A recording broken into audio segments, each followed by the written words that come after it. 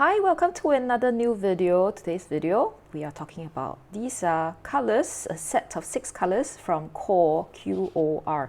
So QoR is a watercolor that's made by Golden. I think they make acrylic colors, if I'm not wrong. And this is the 6 High Chroma Introductory Set of 6 High Chroma Colors.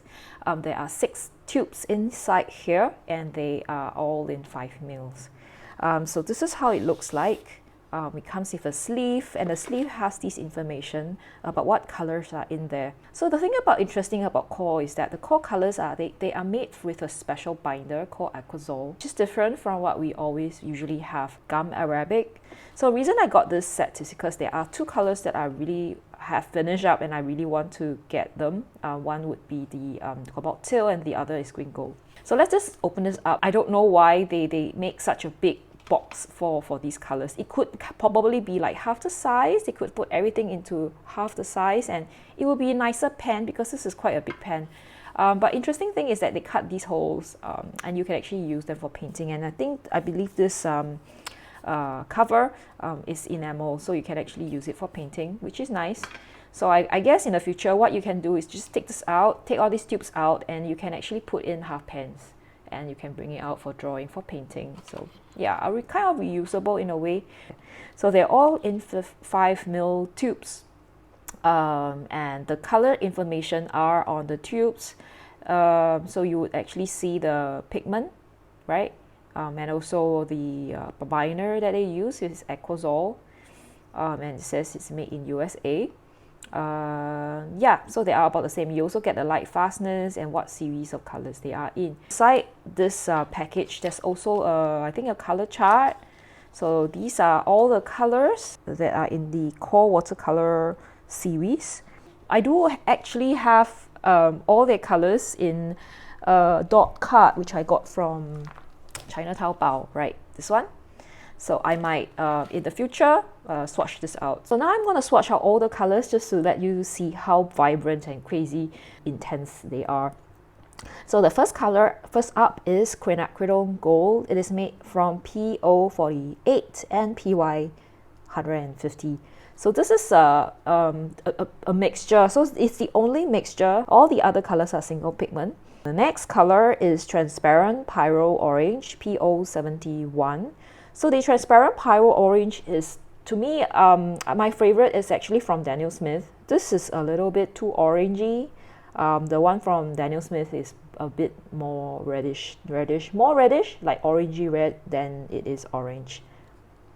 The next color is quinacridone magenta, PR122. So this is a very common pigment, common color. You can actually see this in almost every brand.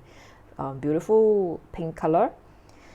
Next is dioxazine purple, PV23. I hate this color. I don't want to hide it. I hate it. I have so many tubes of it. I don't know why they have to include it here because it's high chroma, I guess. And the next color is cobalt teal, PG50. So it is a cobalt color. So it's pretty strange because I know most of these colors that we have talked about are all the organic colors, are man-made organic colors. So cobalt teal, I don't know. It seemed to be a cobalt color, so it could be it's the only inorganic pigment, and also the only one that granulates. And lastly, we have green gold, PY129. It's actually very nice for painting landscape because of how bright and powerful it is. Let's just kind of compare the transparency information. So as you can see, the line to the left is made before the paint, and one after is made after. And you could see that they are all about the same except cobalt teal. It seemed to be covered up, the one before, so it can be, I think, semi-transparent. The other colors are probably transparent colors, so they're very nice for doing ink and wash. And if you notice, they are all layerable. You can't lift them, so they're all staining. I think except cobalt teal, you can remove like maybe 70% of the colors. And when you look at the water and paint interaction, you do see the spread, pretty crazy spread. Because of the special binder that they use, the Aquazole, it makes the color much more mobile than other brands of watercolors. So if you mix them, use them together with other brands, do just take note of that. So for example, if you see the phthalo blue, I actually use a phthalo blue from Schmincke. And you can see that TPO just shoot out and cover up that whole area that I've pre-filled with phthalo blue. And when I dot the phthalo blue into the TPO, they kind of like remain where they are, don't really move so much. So if you are using it, you can mix it with other colors and use them together, but you're using them in sequential order. You need to think about how you want the color to look. If you want the color to spread like crazy, then you need to put the core colors after. But if you're using it just in a very defined area, you could actually use the core colors before and then the non-core colors after. And when we mix these colors, so I did like a color mixing chart, and you can see that I was able to get quite a lot of colors. I would just point out some of the issues that you will get with mixing these 6 colors. Is firstly, you don't get the very bright lemon yellow, so you have no cool yellow here. But other than that, you can get a range of orange. You can see all these orange color that you can get with these mixtures, and you get like the a more warm red color, like over here, and you do get some of the middle red with this one over here, and some of the carmine-ish color as well. And then you also be able to get a bit of the burnt sienna-ish color, and also the green, the ochre. You can also get some of like a cerulean blue color, and we can also get a bit of the ultramarine blue, but we can't get phthalo blue because there is no greenish. I can't get a greenish blue color. Another thing that I couldn't get is also the green. We are not able to get a phthalo green color, so we can only get these sort of greens. Light, I would say olivey green color, some of these pale green, the yellow green. You get like a impressive range of purple and umber. This is like a burnt umber color, a dark burnt umber color. I would show you how I use the 6 colors, all these 6 colors, in painting that I've done. I've actually painted with the core colors, the 6 colors, just the 6 colors, nothing else. So I was able to get quite a like middle red, like dark red with a mixture, I think, with these 2 colors, TPO and magenta. And for these blue, I try to mix, I think, if I'm not wrong, these 2, the dioxazine and the cobalt teal, could get kind of like a cobaltish blue color, not as vibrant. And some of the greens, I think, was just with the green gold and the cobalt teal, so giving you this green. So the thing about mixing is that they kind of are not as bright as those that you just use single pigments with. So that's the issue that I have, or that I think I need to caution you guys, because even though they are bright on its own, when you mix them, they kind of makes it a bit less bright. This one is primarily, I think I really just use the quinacridone gold over here.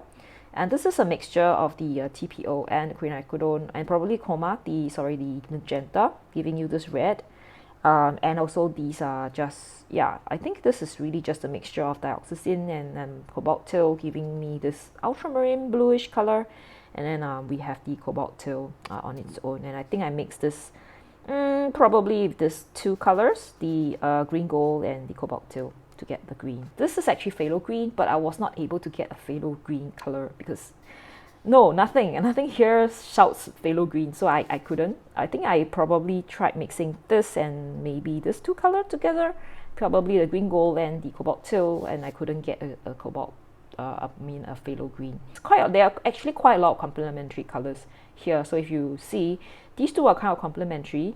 These 2 are complementary, and these 2 are complementary. So you could get like the brown, a lot of browns you could get by just mixing these 2 colors together.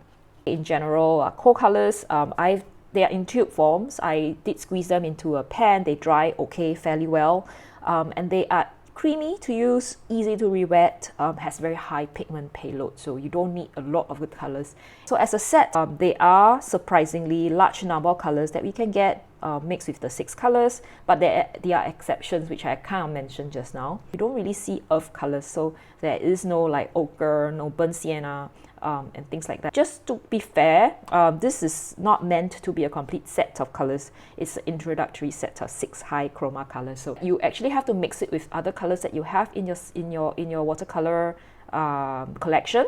But do note that QoR actually has an introductory set of 6 earth colors as well. So yeah, you're covered, but in another set. And in terms of the set, I think I don't really like the metal box. It's too big and it's kind of impractical. and it's also quite pricey, so I would say it's kind of like falls in the same range as Daniel Smith. So I hope you have enjoyed this video. If you did, just give me a thumbs up. Alright, and subscribe if you'd like to see similar content, and I'll see you again. Bye!